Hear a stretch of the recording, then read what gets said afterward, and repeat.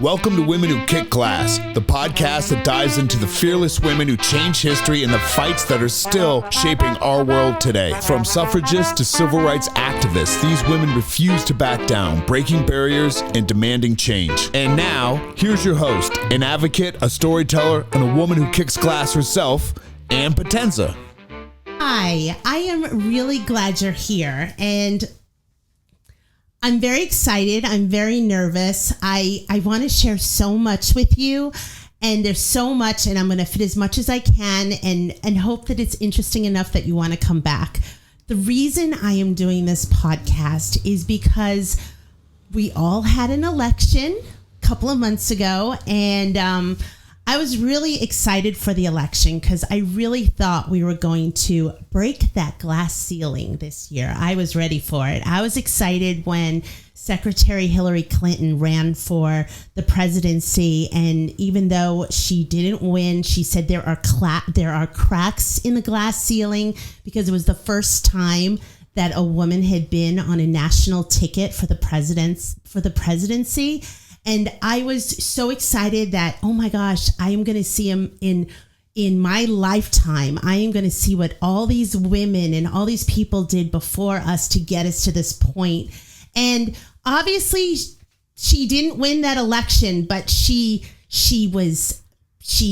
gave like inspiration, and she gave the allowance of like, I'm passing this on to the next person who's going to do this. And it was very selfless. And so when Vice President Kamala Harris was our vice president, she cracked that ceiling even more to be the first time she was the vice president. A woman is a vice president. I'm like, oh my gosh, okay, she's going to be the one that's going to do it for us. And I loved everything about her, and I loved her personality. I agreed with her politics, and I was rooting for her, and it was so quick. And then we know what happened, and she didn't win. And I, along with almost half the country that voted, okay, a little bit shy of that, but half the country were very disappointed. And I was more appalled and so sad to hear that the winners, instead of just being gracious with the win, that they used it as a way to like throw hatred and cruelty and derogatory statements to us. And the first thing that really bothered me was the day of the election, after the election, and I heard from my 14-year-old niece, and she told me that some of the boys at her school were saying, "Your body, my choice." And that was one of the most devastating things to hear, that my 14-year-old goddaughter would have just a punk kid, just a kid. He doesn't even know probably what he's saying, but he's obviously heard it at home. He's heard it from others. And I thought back to when I was 14 years old, and I never even had to think about politics when I was 14 years old. And I hate that the youth of today have to think about politics at this point when they're not even 18 to even start thinking about it. But you know what? It's also wonderful because there are more youth that are active. So when she said that, and I was like, this is so wrong. This is so wrong. Just be gracious, winner. And they started hearing it on social media that people who are horrible people were saying, "Your body, my choice." And I'm like, what has happened to our country? What has happened to our rights? I never grew up as a woman and thought of myself of anything less than any one of my fellow coworkers or friends, whether they were male, female. It didn't matter. My father and mother, they had 3 daughters, and we were never raised that we were less than because we were women. We were raised that we could do anything that we wanted, and we could do anything in our heart. And that's how I went through with my life. So to be of a certain age now and to see things going backwards, my heart breaks for the people who fought this fight for us back first in hundreds of years ago when they were trying to get the right to vote. And then when we finally got the right to vote, that our the ERA movement and the activists who came, and we really learned about them in the 40s, 50s, 60s, 70s. And they fought so many things and we won. We never had to think of our reproductive freedoms not being there. And for now to look back and to be like, oh my God, we are going back in time. This is not a greater place. This is worse. Like leagues of people came before us to get us rights. And so after this election, I was not only devastated by the young women all over the world that are hearing mixed messages, but then to see that all the work that was done before us was in vain. But it's not in vain, because it's just a little temporary hiccup, because we're going to get them all back. And that's why I was like, I've got to do something. There was all this talk about the podcast and why, certain podcasts that got people the vote over others. And I was like, how do I use my voice? To let you know, let people know that you are important. Voting is what is our democracy and what we love, and voting is how we do make a difference. That is our voice, and me being able to speak out and share with you makes me so grateful that you're actually listening, because I want you to know how important you are. Your vote does matter. And whether you aren't the age to vote yet, or if you have just decided to sit it out, or maybe you don't like who you vote for and you're just doing it holding your nose, whatever it is, just vote, because that is our voice as Americans. So those were the reasons that got me stirring these last couple of months. Everyone has reasons for stirring. And when I thought, what could I do? And something that's always been passionate to me, obviously, besides women's rights and equality for all, and having everyone have a fair shot at our American dream, everything that the Statue of Liberty stands for, everything that our Constitution stands for, everything the founders stood for, is history is something that I am in love with. And history is where a lot of the answers are. And I love looking back and revering people that may have been forgotten, may not be the name on top of, the billboards now, or the people that we, are our influencers, but they believed in something and they made a difference. And what we benefit from now is because of the hard battles that they fought before.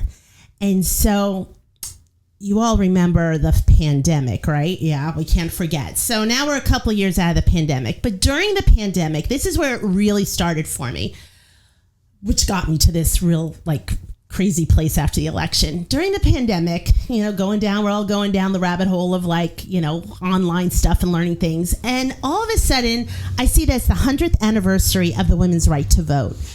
And I was like, oh my God, it's the 100th anniversary. We're all locked in our houses. We can't even celebrate. We should be marching down the streets. We should be celebrating.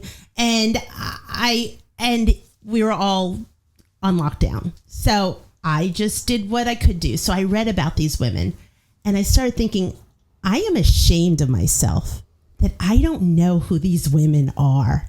And these women are the ones that helped give me the life that I have now.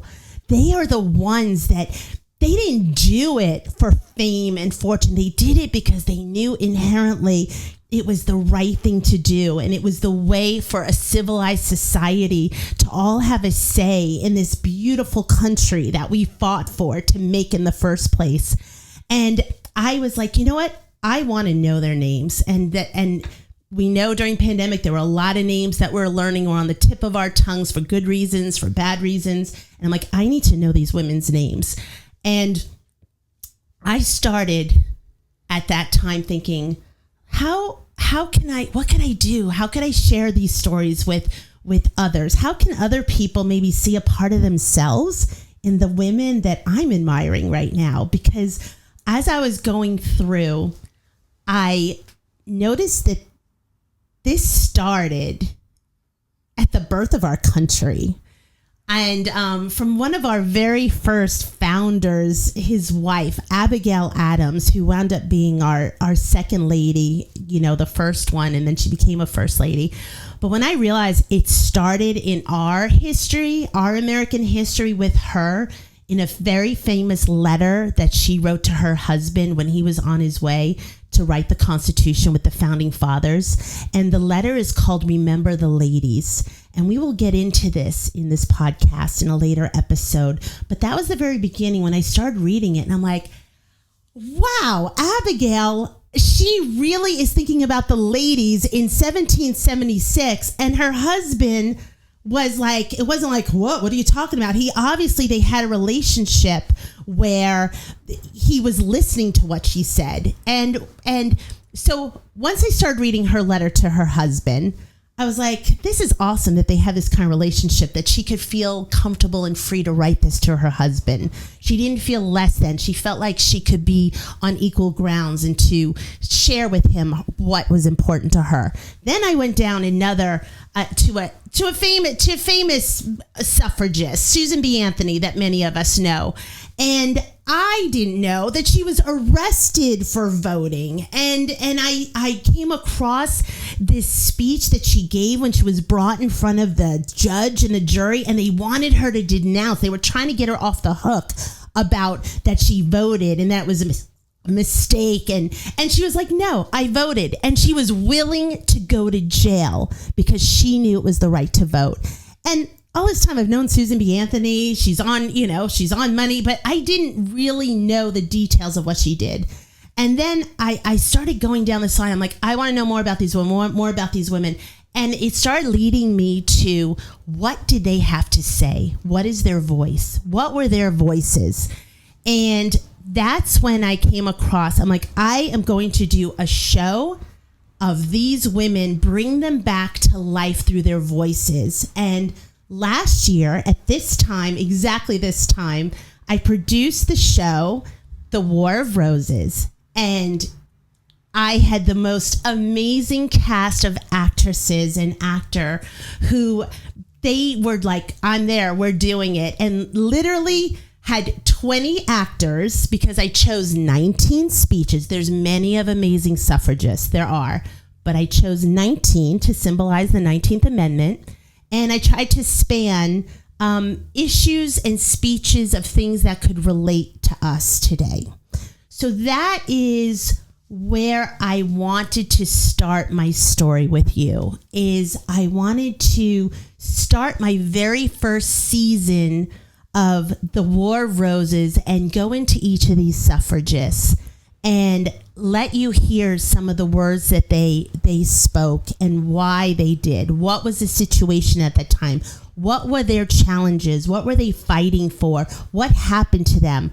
And you will find out that at the very end of the show, it was one vote that made the difference in women getting the right to vote. So when you think your vote doesn't count, getting our right to vote really was because of one vote. And we'll go into that later. But that's what got me angry to start this, was the election. What got me inspired were these women. And what I really want to share with you, not only how important you are and how equal you are and how you kick glass and ass and all that good shit, all that stuff, because it is women who kick glass, because you know what? We like our good pair of shoes and we know what we can do with them. And we also know that it is a glass ceiling. So even though after the election, one smartass thought he could say, no, that ceiling's made of bricks and you're going to have a hard time getting through to it. So I was like, oh yeah, hell no. What we're going to do is we are just going to keep inspiring, empowering, going to motivate people, find within them, find within you, what is your voice? What is important to you?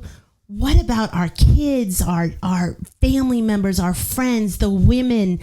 And you know what? I'm not going to leave out the men, because there are men who kick glass too. But, you know, there's plenty of stories about them. So we'll share a couple down the line, because men are amazing. And we've had some amazing feminists that are actually men that have helped us in this journey.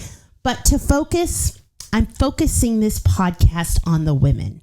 And I'm focusing on you, and I want to be able to share it with you in a way that, you know what?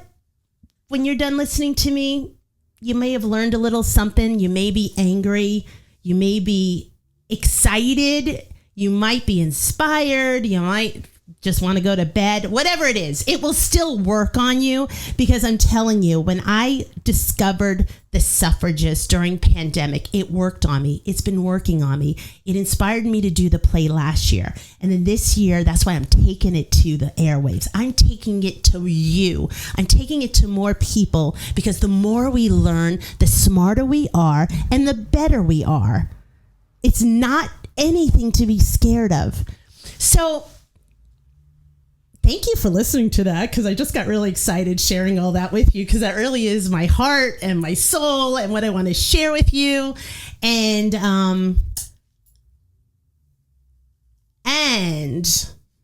I will definitely be highlighting how battles that we fought before, we're still fighting today. So we've made some inroads. We've taken some steps back. But if you learn, knowledge is power and ignorance is not bliss. And I think that when we start to look at the political landscape of what's going on now, and we're starting to feel helpless, and we're starting to feel overwhelmed, and we're starting to feel like this can't be happening, that we'll realize, you know what? Take a breath, regroup. What could I do? What could I do? Every single time we go out into those streets and we peacefully protest, because that's what we do. It's our right, and peacefully protesting is our voice out there. And every time we call our representative or talk about this with a friend, every time we listen to someone who maybe isn't aligned with us politically, but we try to find out what is it that is making them go down this road that is actually defeating themselves, but they don't see it. Sometimes by not looking down on them, sometimes just kind of seeing what is it, we learn about them, we learn about other people, because hey, we're all from different walks of life, different societies, different levels, different histories, but we all are Americans, and we all are here, and we're not going anywhere, and we are not giving up our Constitution for a whim, and we are not letting our rights go away. So thank you for listening. I hope that you come back when I share these amazing stories of these women, because you're going to see how it relates to what we're going through now. And history is fun, and history is something that you kind of, it's like a nice warm quilt blanket. So thank you, and join in, because you kick ass, you kick glass, and you kick ass, and women who kick glass are who we're focusing on. So I want to end with one final inspirational message from suffragist Carrie Chapman Catt. She said that the women won the victory for the women's movement and of the right to vote because of reason, logic, patience, determination, and union. Those 5 things joined us together and gave us the rights that we have today. So I want to remember that as we head into our next suffragist. We're going to be starting with Abigail Adams, and we're going to make our way through the decades until we end with the women's final vote in 1920. I'm Ann Potenza, and thank you for joining me on Women Who Kick Glass. Thanks for listening to Women Who Kick Glass. Be sure to follow and subscribe so you never miss an episode. To learn more, contact the show. Visit womenwhokickglass.com. Women Who Kick Glass is executive produced by Lou Valentino. Written by Lou Valentino and Ann Potenza. Until next time, keep kicking glass.